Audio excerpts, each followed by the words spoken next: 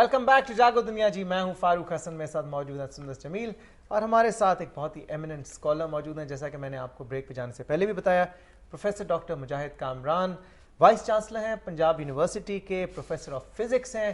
اس کے علاوہ presidents pride of performance award لے چکے ہیں سن 1999 میں. اس کے علاوہ بلان ایوارڈ بھی لیا, فل برائٹ فیلو بھی انہوں نے لیا, اسکالرشپ, اور بہت سے ایوارڈس لے چکے ہیں.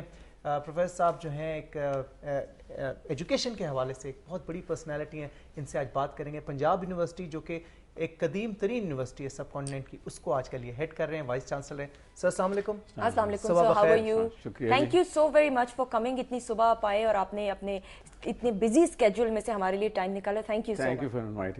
اچھا ڈاکٹر صاحب, سب سے پہلا سوال میں کرنا چاہوں گی, ماشاءاللہ سے ایجوکیشن کے حوالے سے کسی بھی ملک کا آئی تھنک سرمایہ یہ ہوتا ہے کہ کتنے یوتھ ایجوکیٹڈ ہے, کتنے پرسینٹ لوگ ایجوکیٹڈ ہیں. پنجاب یونیورسٹی کی جس طرح فاروق نے بات کی کہ قدیم ترین یونیورسٹیز میں اس کا شمار ہوتا ہے, ایٹ پریزنٹ آپ کیا سمجھتے ہیں کہ پنجاب یونیورسٹی کا ایجوکیشن وائز کیا اسٹینڈرڈ ہے اور انٹرنیشنل سٹینڈرڈز میں کتنا اتر رہا ہے؟ دیکھیے, پہلی بات تو یہ ہے کہ پنجاب یونیورسٹی کا ایک اپنا نام ہے اور ایک معیار ہے, لیکن یونیورسٹیاں دنیا میں اپنے تحقیقی کام سے پہچانی جاتی ہیں. پنجاب یونیورسٹی میں بعض علوم میں تو بہت پائے کا تحقیقی کام ہوا ہے اور ہوتا رہا ہے, خاص طور پہ اورینٹل فیکلٹی میں اور اس سے متعلق اور مضامین میں. لیکن سائنس کو بڑی حد تک نظر انداز کیا جاتا رہا ہے. ہائر ایجوکیشن کمیشن کی پالیسیوں کے نتیجے میں اب ہمارے ہاں سائنس کی تحقیق بھی بہت اچھی ہو رہی ہے. ڈاکٹر صاحب, آپ وائس چانسلر ہیں اور آپ ہیڈ کر رہے ہیں, اس میں بہت ساری فیکلٹیز ہیں, انجینئرنگ ہے, فزکس ہے, میتھس ہے, B com, Hailey college of commerce بھی پنجاب یونیورسٹی کے اندر آتا ہے, میں بھی وہیں سے پڑھا ہوا, لا کالج ہے, بہت سے. مجھے یہ بتائیں کہ اوور دا سبسیکوینٹ ایئرس آپ کوئی مٹیریل چینج کریکولم کے حوالے سے, یا یہ تحقیق کے فیلڈ کی آپ نے بات کی, کوئی مٹیریل کام ہوا ہے اس حوالے سے؟ بالکل ہوا. اس کی وجہ یہ ہے کہ جو انسانی علم میں اضافہ ہوتا جاتا ہے, نئی نئی شاخیں علوم کی نکلتی آتی ہیں. مثال کے طور پہ ایک زمانے میں باٹنی اور زولوجی کے 2 بس شعبے تھے ہمارے پاس.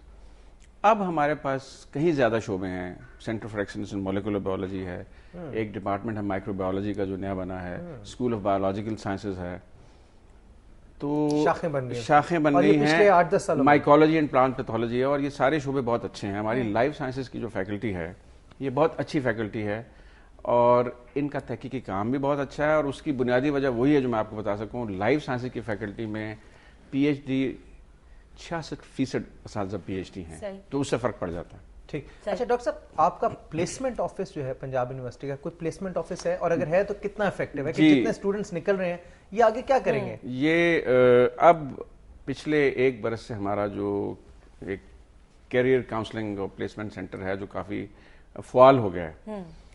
ایک زمانے میں یہ تھا ہی نہیں, پھر اس کو بنایا گیا اور یہ غیر فعال تھا, لیکن پچھلے 8-10 ماہ سے یہ کافی فعال ہو گیا, اور اب اس کو ہم اس کے رول کو بڑھانے پہ بھی غور کر رہے ہیں. ہمارے ہاں اب ہر دوسرے روز کوئی نہ کوئی کمپنی آئی ہوتی ہیں جو ہمارے طلباء طالبات کا انٹرویو کرتی ہیں.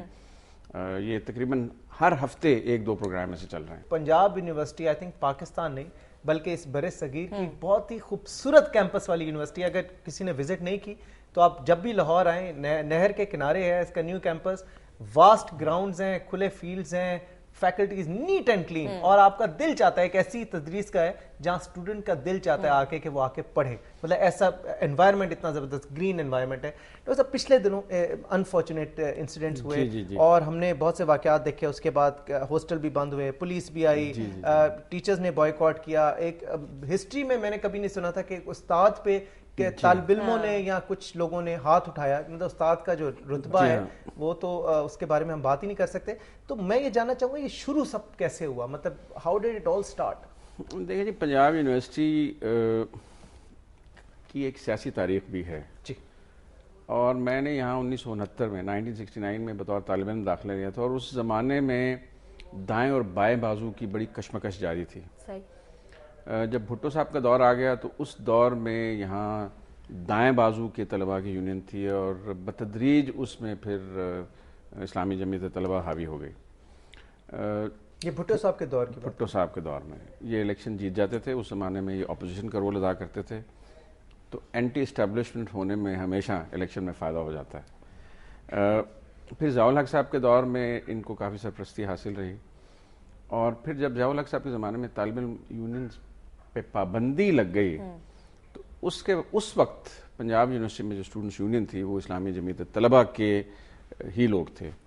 تو اس کے بعد ڈی فیکٹو یہ ایک یونین کے طور پہ کام کرتے رہے. انہوں نے باقاعدہ وہ دفاتر جو یونین کے دفاتر تھے ان کے قبضے میں تھے، اور کبھی کسی نے ان دفاتر کو چھیڑا نہیں تھا. مطلب بین لگا ہوا تھا لیکن آپریٹ کرتے تھے اور ایک پیرلل ایڈمنسٹریشن کے طور پہ آپریٹ کرتے تھے. اور ان کے دفاتر سب سے پہلے ہم نے آ کے بند کیے ہیں. 2008 جنوری میں میری تقرری ہوئی تھی اور میں خیال ہے گرمیوں کی چھٹیوں میں اگست میں ہم نے یہ دفتر سارے بند کر دیے تھے، لے لیے تھے. اور ان پہ ہاسٹل نمبر 1 میں آپ پڑھے ہوئے وہاں 4 دفاتر تھے وہ بند کر دیے. مین کوریڈور میں ایک دفتر تھا حبیب بینک کے پاس، وہ ہم نے بند ہی کر دیا، دیوار چنوا دی اس میں. لیکن ڈاکٹر صاحب یہ بتائیں جو آپ نے کہا کہ بین لگا ہوا تھا، یہ چلتے رہے دفتر، تو کس کی سرپرستی حاصل تھی؟ کیسے مطلب دیکھیں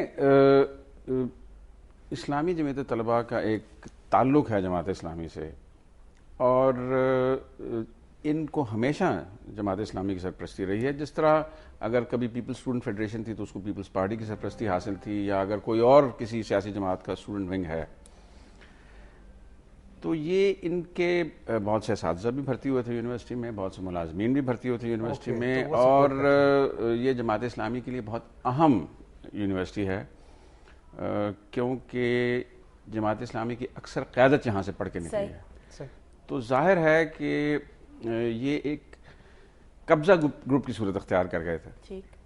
اور جب بھی آپ قانون نافذ کرنے کی کوشش کریں گے اور قانون کے خلاف ورزی کرنے والوں کو سزا دیں گے تو پھر کوئی نہ کوئی وہ رستہ اختیار کریں گے.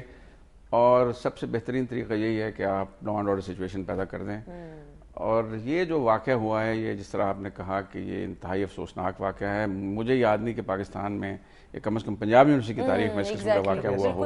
ایک آدھ واقعات ہوئے ہیں دوسری یونیورسٹیوں میں، تو یہ تاریخ میں لکھا جائے گا. اسی طرح مجھے یاد ہے کہ جرمنی میں نازی دور میں ایک پروفیسر گمبل تھے جرمنی کی ایک یونیورسٹی میں، جس پہ نازی پارٹی کے طالب علموں نے حملہ کیا تھا. تو اس پہ آئنسٹائن کا بڑا خوبصورت مضمون ہے، کبھی میں آپ کو دوں گا پڑھنے کے لیے، پروفیسر گمبل.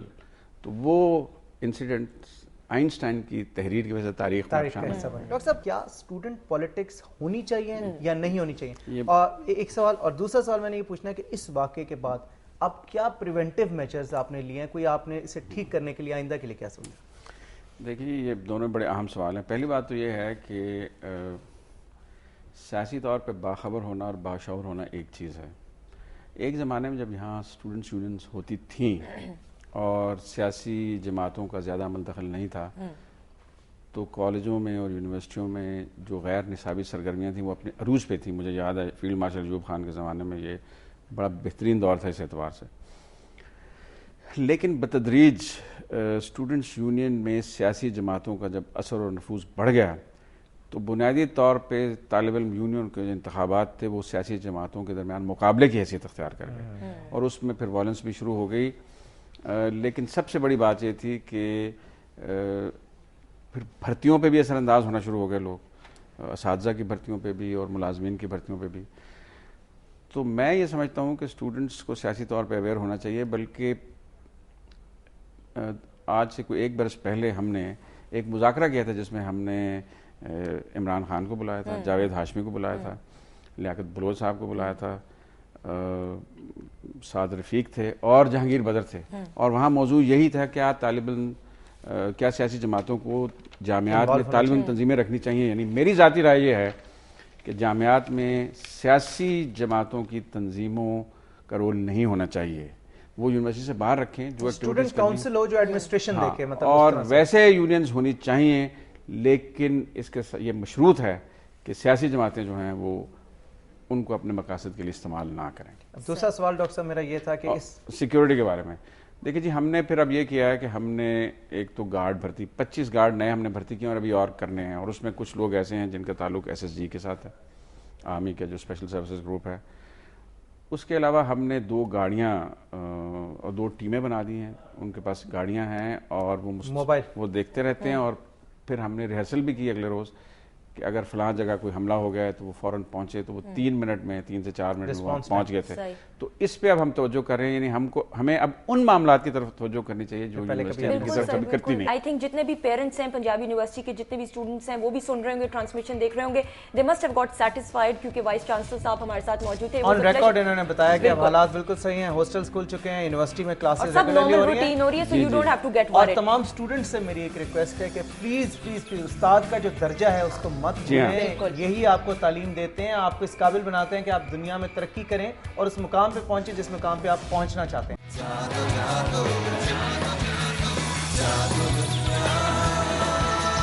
جاگو جاگو